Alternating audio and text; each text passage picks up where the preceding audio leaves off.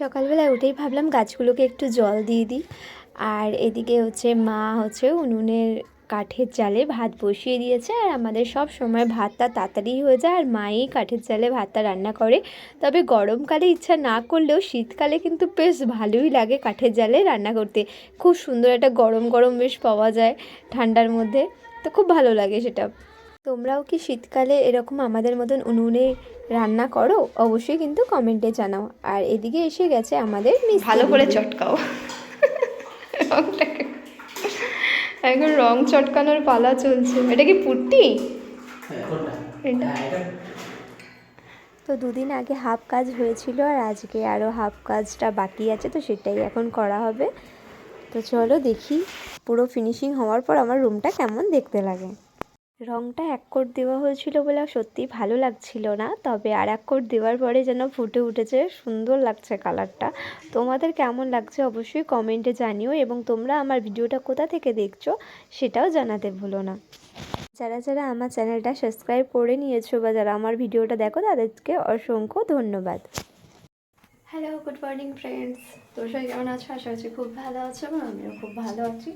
সকলকে জানাই আমার চ্যানেলে অনেক অনেক স্বাগত, আর আমাকে সাপোর্ট করার জন্য অনেক অনেক ধন্যবাদ।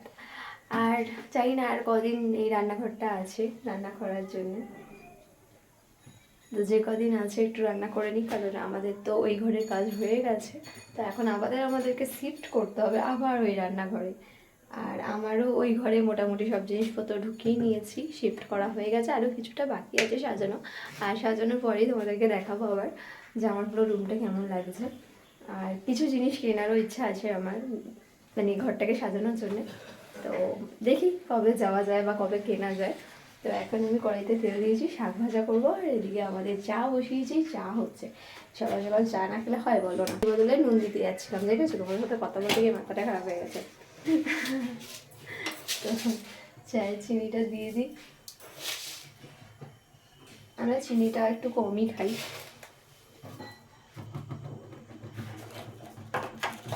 তোমরা চায়ের চিনি বেশি খাও না কম খাও জানো?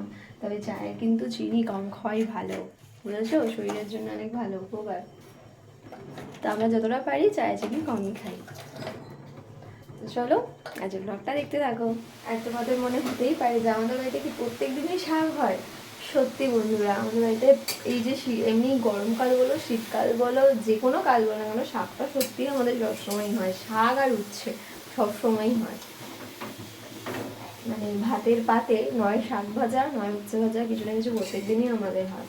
আর এখন তো শীতকাল, তাই পালং শাক। এখন কত যে পালং শাক কতবার যে খাবো তার কোনো ঠিক নেই, মানে খেতে খেতে না মুখ মেরে যায় লাস্টের দিকে। লাস্টে মাকে বলি, মা তুমি আর পালং শাক এনো না, তুমি একটু লাল শাক এনো। এরকমও হয়েছে অনেকবার। তবে শাক ভাজা করতে বেশি করে সময়ও লাগে না, বেশি খাটুনিও নেই। নুন চিনি দিয়ে বসিয়ে দাও। তো আমি এখন এর মধ্যে নুন চিনি দিয়ে বসিয়ে দেবো। আর এদিকে আমাদের চা হয়ে এসছে, গরম গরম চা খাবো।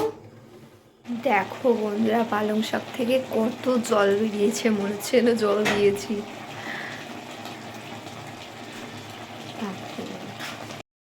আর এই যে মা এখানে কাতলা মাছ নিয়ে এসেছে, তো এটাই এখন দই কাতলা করবো। তো তার আগে নুন হলুদটা ভালো করে মাখিয়ে নিই, এবং তার সাথে সামান্য সর্ষের তেল দিয়েছি।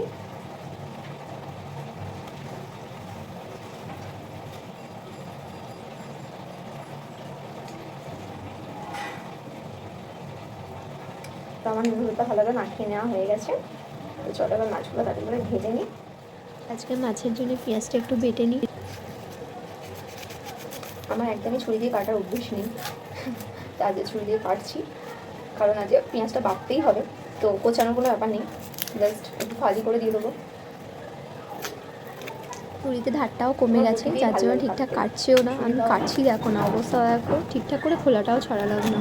যখন পেঁয়াজটা কাটি না, তখন মনে হয় যে কতক্ষণে পেঁয়াজটা কাটা আমার শেষ হবে। আর কাটা শেষ হয়ে যাওয়ার পর মনে হয় যেন আমি বিশ্ব জয় করে ফেলেছি। সত্যি পেঁয়াজই একমাত্র পারে যে আমাদেরকে কাঁদাতে আর আমাদেরকে ভয় দেখাতে। তবে আমার শাশুড়ি মা আছে যে পেঁয়াজকে একটুও ভয় পায় না, মানে কাটার সময় একটুও চোখ দিয়ে জল পড়ে না। এরকম কি কেউ আছো যে পেঁয়াজ কাটে অথচ চোখ দিয়ে জল পড়ে না? অবশ্যই তাড়াতাড়ি করে কমেন্টে জানাও, তো আমি তাকে জানতে চাই যে এরকম কে পার্সেন্টটা আছে। এদিকে আমাদের শাকটাও ভাজা হয়ে এসেছে, শাকটা ভাজা নামিয়ে দিই, আর আমার মাছ ভাজাও হয়ে গেছে। তো এখন মাছের মশলাটা দিয়ে দেবো। তো তেলে আমি গোটা গরম মশলা ফোড়ন দিয়েছি এবং পেঁয়াজটা যেটা বেটে রেখেছিলাম, পেঁয়াজ আর টমেটো বাটাটা দিয়ে দিলাম। দিয়ে ভালো করে কষে নেব, আর আদা রসুন বাটা দেব, দিয়ে এইভাবে আমি মাছের কালিয়াটা বানিয়ে নেব। আর অল্প একটু সামান্য দই দেবো, আজকে ইচ্ছা আছে একটু অনুষ্ঠান বাড়ির মতন করে করব। চলো এবার দেখে নিই আমাদের রঙটা কত দূর। তো এই রুমে 4টে দেওয়ালেই 2 কোট করে রং করে নেওয়া হয়েছে, এবার এখন স্টিকার লাগানোর পালা। হ্যাঁ, আমার খুব ইচ্ছা ছিল যে আমার রুমের এই দেওয়ালটাতে আমি স্টিকার রং করব, বাট স্টিকার রং সবসময় পুট্টি দেওয়ালেই বেশি ভালো লাগে।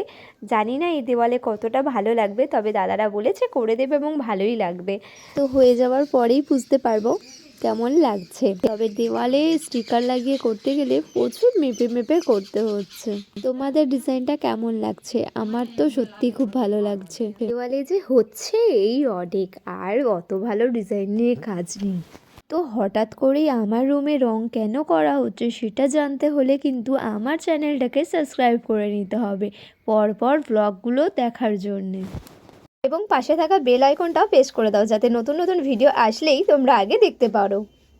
আর কটা দিনের অপেক্ষা, আমাদের এই সালটা শেষ হতে চলেছে, আবার নতুন সালের আসার সময়ও হয়ে গেল।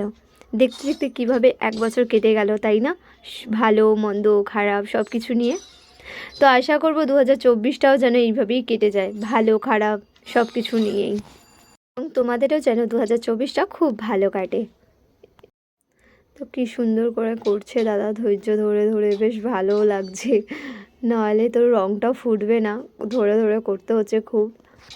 যে কোনো ভালো জিনিস করতে গেলে কিন্তু ধৈর্য দিয়ে করলেই সেটা ভালো হয়, তাড়াহুড়ো করলে হয় না। এবার স্টিকারটা তোলার পালা। দেখতে দেখতে অনেকটাই সময় কেটে গেল, আর অনেকটাই কাজও এগিয়ে এসেছে।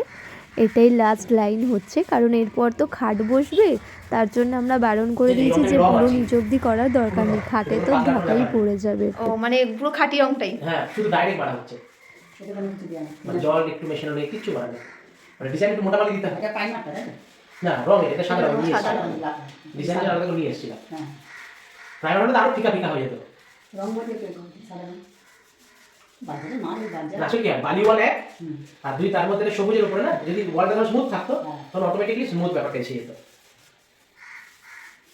তাও তো রংটা অনেক পুরনো হয়ে রয়েছে বাজার করে, ওয়ালটা বেশ স্মুথ আছে, অন্য ওয়াল ডিজাইন করতে হলে করা যেত না ডিজাইন। এই যে আমাদের রং করা শেষ হয়ে গেছে, ঘরে দাদারা চলে গেছে, এখন খাট ফাটগুলো একটু ঢুকিয়ে দিয়ে গেল। এখন আমি চাদর ফাদর পাতলাম, গদিটা ঠিক করে পাতলাম। আর চাদর পাততে গেলে সত্যি খুব প্রবলেম হয়। তো এই হলো আমার দেয়ালের লুক। তোমাদের কেমন লাগছে অবশ্যই কমেন্টে জানাও। আর আমার ঘরটাকে এবার সুন্দর করে এবার সাজাবো, আর ওপর থেকে সোফাটা নিয়ে চলে এসেছি। খাতা পেন নিয়ে বসা হয়েছে হিসাব করার জন্যে,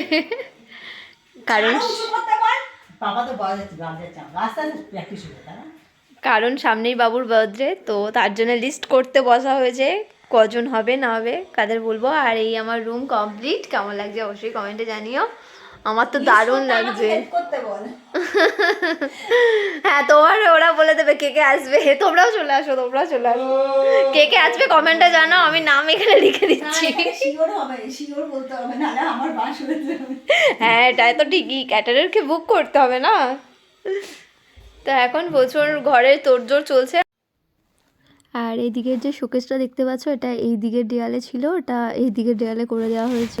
এই নিয়ে শোকেসের জিনিসগুলোকে 4বার বের করলাম, 4বার ঢোকালাম, এখনও আবার গোছাতে বসেছি। তবে আর ঘাটার প্রয়োজন পড়বে না, এটাই ফাইনাল। জিনিস খালি করার এক ঝামেলা, আবার গোছানোর আর এক ঝামেলা।